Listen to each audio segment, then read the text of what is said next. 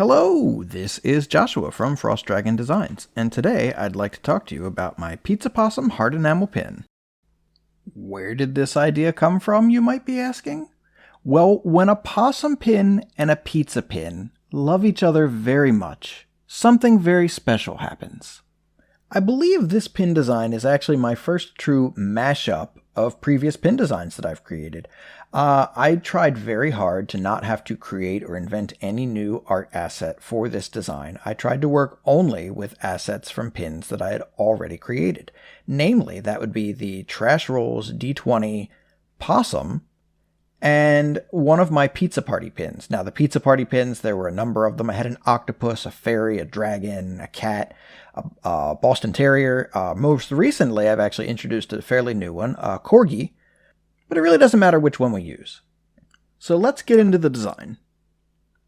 I started off with the pizza cat, mostly because I like the cat, but the cat's gotta go because the only thing we're really interested out of this is the pizza box itself. And the pizza, of course. I mean, who doesn't like pizza? Few people. Actually, my son didn't like pizza for a while. But, so we've gotten rid of the cat. That was pretty quick and easy. The next thing we need to do is we need to get that possum in here. Possum? Opossum? I don't know. I say opossum half the time. But, so here he is. This was my first opossum pin I've ever done. But we just need him. We don't need all the other stuff. So we're just going to move him off to the side. We're going to get rid of all that other, treat yourself stuff that he has, which, kind of wondering what he ordered. But anyway, so we're getting rid of, the little cutout markers. We're going to get rid of that D20, and then we're going to start trying to see how much of this we can just kind of puzzle piece maneuver into place, and if there's anything that we need to recreate or not. This video is actually being done in real time. I didn't speed this one up at all. This was the speed that I was working. I did this for this video because it's pretty short. The actual work time process for this was maybe about 10 minutes. This is interesting for me. I believe this might be my first full kind of mashup type pin design. And what I find interesting about it from a business perspective is there's not a whole lot of my time invested in it, which is kind of at odds with my artistic side because I love creating flat out new designs. Like it's fun. I love opening up a blank canvas and just being like, all right, I've got an idea or a sketch and I'm going to see where it goes. We're going to just see what happens.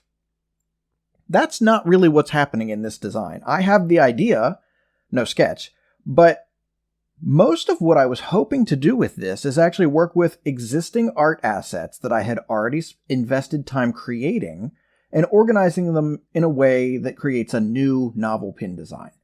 So the hope was that this would be a quick exercise of something that I could do like that.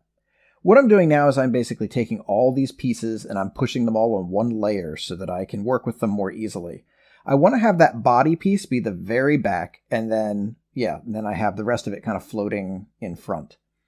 So, that tail is great. I love how it kind of overlaps or touches the edge of the box there. Very cute, I feel like. The hand placement's a little weird. I don't know that I like his arm tucked up like that. But it wasn't too difficult to start rearranging pieces to get them to feel good. I selected kind of the shoulder area and the arm and the hand, and I placed it in such a way that it felt like naturally, this might be how he's reaching for the slice of pizza. I kind of didn't like how hunched over and flat it made him look. I kind of want him to be kind of like reared up, like he's up on his hind legs a little bit, is kind of what the pose I was hoping to get out of it. So I just kind of pivoted the shoulder and I got it to be up a little more, but I didn't like this kind of hump shape that was in his back. I didn't like how that looked. So rather than redrawing the shape, I was seeing what I could do to just manipulate those points that already existed for those vector lines. And much to my delight, it was pretty easy to just move them into a place where it felt like his back had a nice arch to it and was maybe meeting a hip joint or something in that area. I didn't want to explicitly define the hips or the hip joint area. How cats, when they sit down, they kind of sometimes have their their back legs kind of up like fenders on an old car. I didn't want that aesthetic, so I decided to not draw any dividing lines, but you still get that sense that there's a joint there. It's not just a rounded mass going from the top of his neck down to his tail, so it works really well. You can see what I'm doing at this point is I'm copying the hand. I'm just making a duplicate of it and moving it to the other side of the pizza to make him so he's grasping that slice of pizza. Something else that pretty obvious now that we've zoomed in, the line color I'm using on these two different parts is very different. That's because when I did the pizza pins, I was using that kind of brighter yellow color to signify what my metal lines were. I've since transitioned to this more golden hue, a dulled yellow. I think it helps me figure out colors better, that duller color. But for this pin, the colors I'm using are already defined. Like, I'm going to use the exact same colors that I had used in earlier pins from each of these. So I didn't have to decide that. I didn't have to worry about whether one color or not was influencing what I was looking at. At the end, you'll see I have to unify those colors because I don't want to confuse my production partner. I don't want him being like, hey, you need screen printing on part of this? No, we don't want bright yellow lines printed anywhere. So what I'm doing now is I'm moving the tail, because right now where the tail is positioned, it almost looks like his torso's twisted, like his rump was facing to the left, where his torso and his head were facing to the right. So what I did was I pivoted the tail, and now I have it so that it looks like it's coming out from behind him, which changes, at least for me, it changes how I'm perceiving the orientation of his body. Now his whole body, to me, feels like it's oriented facing to the right. So he's now, in line with that pizza box. He's not like coming up alongside it and turning his torso. And I like this better just because it feels more like he's walked up to the pizza. Before, it felt like he was kind of walking past the pizza and then turned to grab his slice. Now it feels like he's purposefully walked right up to the pizza, is screaming something at us while he's grabbing his slice. So I just feel like this pose works a little better. And it's interesting that it was just that little change of the tail that really changed the pose. It changed, how it felt, to me anyway. So what I'm doing here is I'm selecting everything with that duskier gold color. And that way I can change all of that at once. And I'm just going to change that to match the brighter yellow of the pizza box. Even though I currently like that duller color, this brighter one works better for this design because that duller color kind of gets lost in some of the browns and whatnot that are used for the pizza and the crust and that sort of thing. So to make it clearer and easier for my production partner to understand where the lines are, I just used the brighter color for this design. So now it's really about subtle shifts and things just to make sure that the design looks good and doesn't have any problem areas for production. So if you're looking at the fingers there, what I was doing is I'm just shifting things a little bit to try and reduce the number of small areas that are in there. A lot of times those will get taken care of anyway in the polishing phase. They'll just the lines get a little thicker. So those really tiny areas, they usually, like I said, they get filled in by the metal during the polishing phase of production. But I still like to remove those as best I can, just to kind of make it a little easier for production.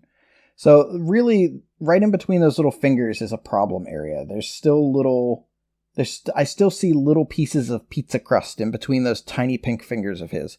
And I really don't want them there for production purposes. So, I'm slowly making adjustments to the hand. It's kind of a balancing act. I need those lines to fill in that area as best they can, but I still need the hands to read the way I want them to. I don't want them to look like these got like chubby little fingers on one hand and not on the other, or I don't want the pose of the hands to look strange. So it's a bit of a balancing act, and I think what you'll see in the end here is I end up having a shape behind the hand that's the yellow line color, and I just fill that area in because I tried just adjusting what was already there, and I got pretty close to eliminating those tiny little brown triangles, but not all the way there. So here's me, I'm just I'm making that shape, and I'm going to fill that brighter yellow color, and it's just going to get shifted behind the hand, and that's going to take care of that problem for me.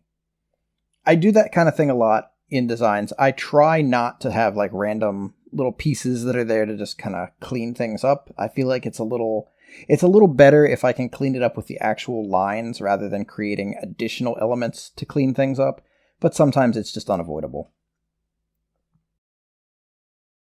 So, sitting back looking at it, I like it. There wasn't much more that I would want to change about this. So now it's just a matter of marking where the cutouts are. These are areas where there is no pin. Without these little X's, it can be confusing for my production partner to know what's supposed to be white and what's supposed to be not there. Right now, if we were to print this out on a piece of paper, that area that his tail curls around, as well as the area in between his mouth and the edge of the pizza box, they could be filled in with white enamel. If you print this out on a piece of paper, you'd have no way of knowing. So we put these little X's there, and that tells them very clearly these sections get cut out. So that's the design. Nice, quick design work, reusing elements that I had already spent time creating. I love it. He's screaming about his pizza, and I want a slice now myself. So thank you so much for spending time with me, and if you like this and want to see more like this, go ahead, like and subscribe, and I'll see you in the next one. Thanks.